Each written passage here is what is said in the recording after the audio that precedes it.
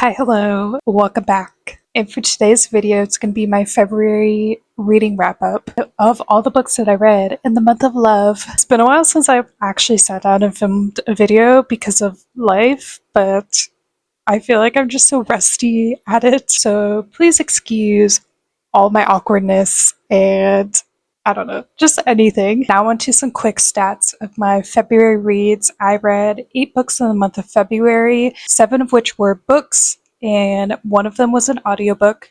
4 out of the 8 were physical copies of books that I own. The other 3 I borrowed from the library, and the last one was a Kindle Unlimited read for me. But let's jump into what exactly I read and what I think about all of them. The first book that I read this month was Ruthless Vows by Rebecca Ross. This is book 2 in the duology. I really loved Divine Rivals. I reread that book in January so that I could read Ruthless Vows for the first time in February. Personally, I really loved Ruthless Vows. I feel like I've heard a lot of mixed reviews on this book, and I think quite a few people don't really like the second book in the duology, which is fair. However, I really loved it. I feel like this book really doubled down on the romantic yearning for Iris and Roman, like the letters, the secrets, the memories. It was just so good and so romantic in my opinion. I feel like a lot of people think this one is boring and I do see that. I definitely feel like the beginning and middle had a slower pace overall, but I really enjoyed the interaction between all the characters and the yearning just like was top tiers. My only like small critique is that I feel like it could have been pared down a little bit. Like, I think this is about 400 pages, but maybe it could have been 350 or 375. But I really love this book. I love the characters. I just love everything about it. It's so magical and I don't know, just so sad too at the same time, but like heartwarming and I don't know. Makes me feel a lot of different things. I think if I was being like really picky, I would rate this 4.75, but I feel like now that I've sit on this book for quite a bit of time, I feel like it's a solid 5-star read for me, so 5 stars. And I read Picking Daisies on Sunday. This is a YA romance novel, and it's very cute and very wholesome, if you couldn't tell by the cover. This is basically like a friends to lovers romance. The 2 main characters met in high school and were best friends during then, but something happened where they drifted away from one another and hadn't talked for the last few years until they randomly meet up again in the current timeline of this book where they have to fake date. And I really love the combination of the whole friends to lovers and fake dating. It was just very cute. And I feel like this has a lot of emotional connection between the main characters and quite a bit of yearning because they both want each other, but they both have doubts about their feelings for each other. And I don't know. I feel like some people might be annoyed by that, but it is a romance novel, so where's the fun if they like each other and get together right off the bat? But this book reminds me of something that I would have loved as a teenager. It just feels very nostalgic. I will say, if you want to pick up this book, that just be mindful that this is a self-published book. And if you read the author's note at the end, she mentions that she had beta readers who did a lot of the editing process and of course herself as well. So she didn't have professional editors to help her with this book like you might find with traditionally published books. So I just wanted to say that because if you do end up picking up this book, you will find some grammar errors in this book. I don't think they are major errors, but I did notice them. It wasn't a huge deal for me, but I just thought I would point it out. Anyways, I rated this 4 stars. I really enjoyed it, and I will definitely be reading more by this author. Then, a complete gear shift, I read Five Survive by Holly Jackson. I borrowed this from my library. This is a YA mystery thriller, and I feel like people don't really like Five Survive, or they like it, but they like other Holly Jackson books more, but I ended up really enjoying this. I loved how the entire story was contained in one setting, the RV, and I feel like there was enough action happening throughout the night that kept the story moving along and kept you guessing and speculating, so that was very fun. And the end definitely ramped up with quite a few twists and turns, some of which surprised me, some of them didn't really surprise me. But I don't really rate books on surprises because I feel like most of the time I guess the plot twist pretty early on nowadays. So I don't know. I don't really rate on that part. I really like the main character. I felt like she brought an interesting perspective to the story, and just like her thought process is not something that you would see in a typical book. While I did like the RV setting, I will say it was kind of hard to follow along based on the descriptions of the scenes themselves because there was just like a lack of movement description. Yes, there was a map of the RV included at the front of the book, but I felt like I would have liked more actual words and description of the movement of the characters to like fully envision the scene because it was pretty bare. And as a result, sometimes I'd be reading it and I'd be like, I have no idea like what's going on right now. But anyways, I still enjoyed it. I really enjoyed it. I thought it was fast paced. I thought it was twisty and it kept me reading. This was a 4-star read for me. Then I read Practice Makes Perfect by Sarah Adams.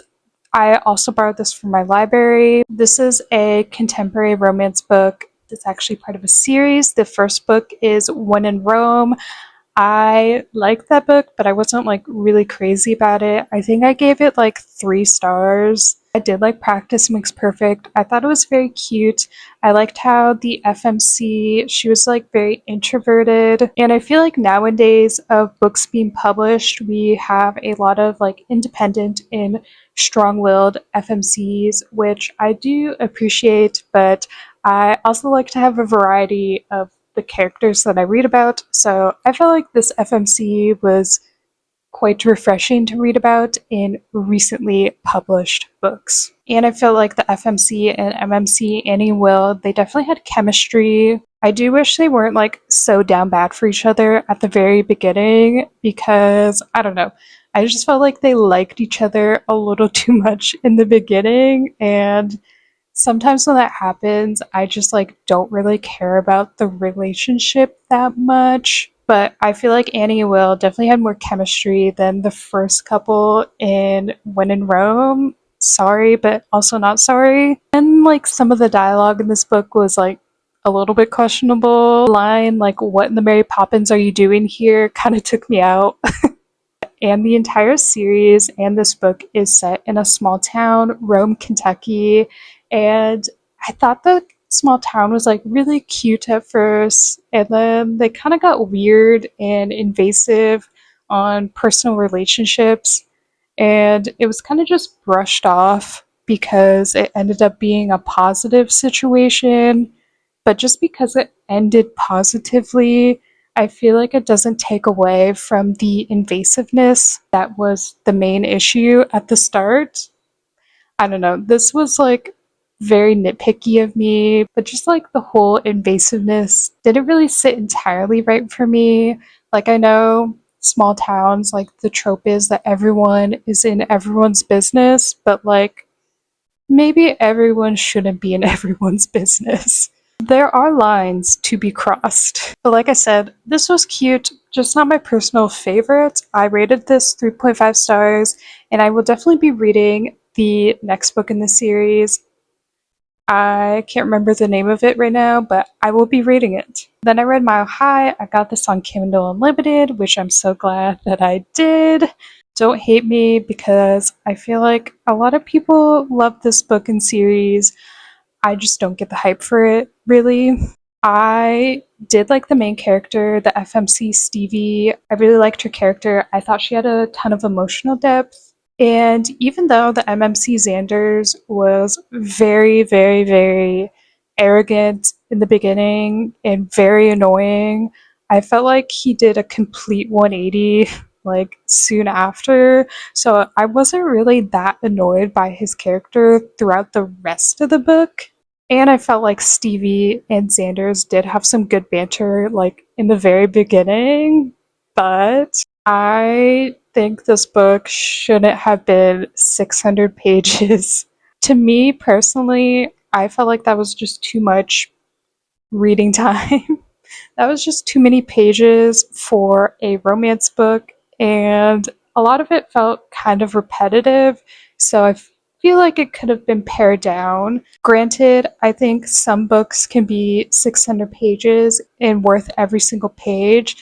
Mile High, for me in particular, I don't think it needed to be that long. It should have been 350 pages max. And I felt like Stevie and Xanders just like got together way too quickly in the book.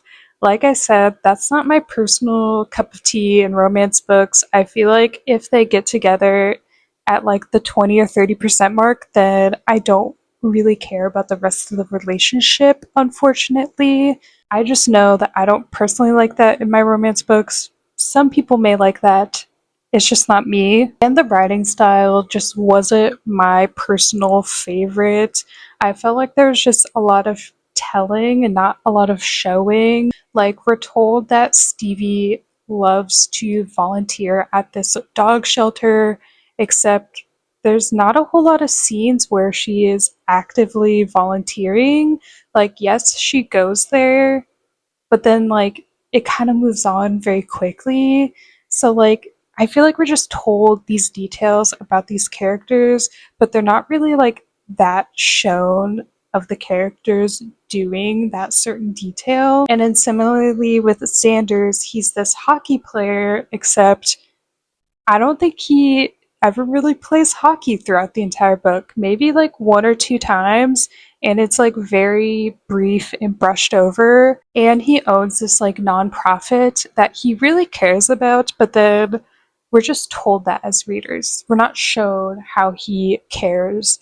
Like, I don't know. I feel like there could have been more showing, is all I'm saying. I could probably go on and on, but I'm gonna cut it off there because I didn't really like it. This was a 2-star read for me.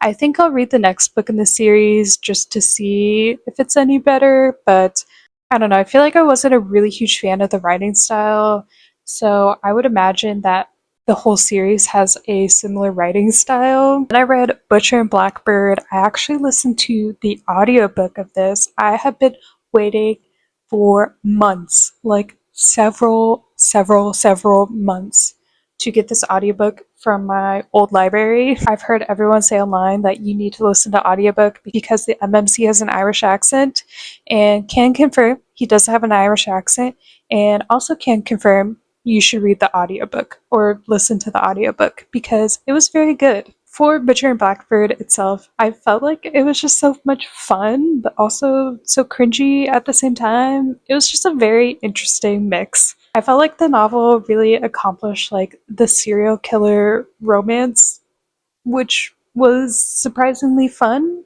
but also some of the dialogue was like, I don't know. And while I did love the audiobook because I thought the narration and the voice acting was superb, like it was very good. Except remind me to never read like a spicy book in an audiobook format because that was really rough. Really rough for me to listen through those scenes in an audio format because, yeah, they were voice acting it. I thought the characters, Sloane and Rowan, were really fun. They did have characterization, but I felt like they were pretty stagnant as characters. Like, who they were at the beginning of the book were pretty much who they were at the end of the book. I feel like you can argue for Sloane is that she got more vulnerable throughout the end of the book, but that was really the only change. And Rowan stayed the exact same. But overall, like them as characters. I loved the plot. I thought it was very fun and also yucky, but it was meant to be yucky. I ended up rating this 3.5 stars. So I was actually really surprised by how much I did like this book. And I will definitely be continue on with the series because I want to see how it goes. Then I read A Novel Love Story by Ashley Poston or Poston.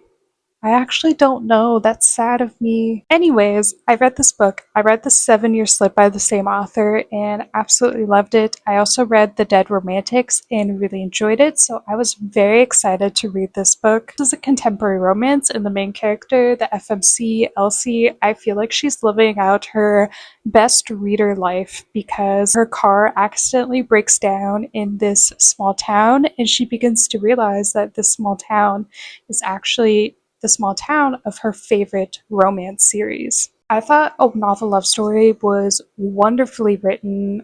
I really enjoyed the writing style of the author. It just really clicks with me, and I feel like she just has a way with her words and describing the scenes and the characters, and I really enjoy it. Also, the discussions of like being stuck in life or frozen in life after experiencing some sort of grief or loss was such an important part of this book, and I really enjoyed that discussion because I personally relate to it a lot, and I just thought it was really well done. I will say this book kind of gave me whiplash at some times. The chemistry between Elsie and Anders literally happened out of nowhere. Like, I was so confused how they were suddenly nice to each other and then went out to dinner. Like, it just happened out of nowhere. But the more time they interacted with each other beyond that point, I was sold by their relationship. But I will say, I was like, what is going on? Because they went from disliking each other to liking each other immediately, and it felt very unnatural. And there was a moment at the very end that gave me whiplash. I'm not going to say it because it'd be a huge spoiler, but I was just very confused by the decisions that happened, and that's all I'm going to say about that. Yeah, I really enjoyed this book, but not my personal favorite by this author. I rated it 3.75 stars, so I really enjoyed it. Not my personal favorite, but still enjoyed it. I don't know what else to say. The last book that I read in February, or I should say, reread in February, was Once Upon a Broken Heart by Stephanie Garber. I fully annotated this book, if you could see by all the tabs, and I specifically bought this copy to annotate and fully annotate and write in and doodle, and it was so much fun. This is a YA romantasy book or series, and this is the third time that I've read this book. So obviously, I really enjoyed it. It's still a 5-star read for me. I love the characters. I love the plot. It's a light fantasy. It feels very magical and whimsical, and it's just so much fun at the same time, and it feels like a fairy tale, which I really enjoy. So I don't have much to say about this, and for whatever reason, when I really love a book, I don't have very much to say about it besides I loved it, and it's a 5-star read for me, and that is exactly the case for Once Upon a Broken Heart. No thoughts, no notes, just 5 stars. But that concludes this video and all the books that I read in the month of February. If you made it this far, thank you so much for watching, and until next time, I'll see you later.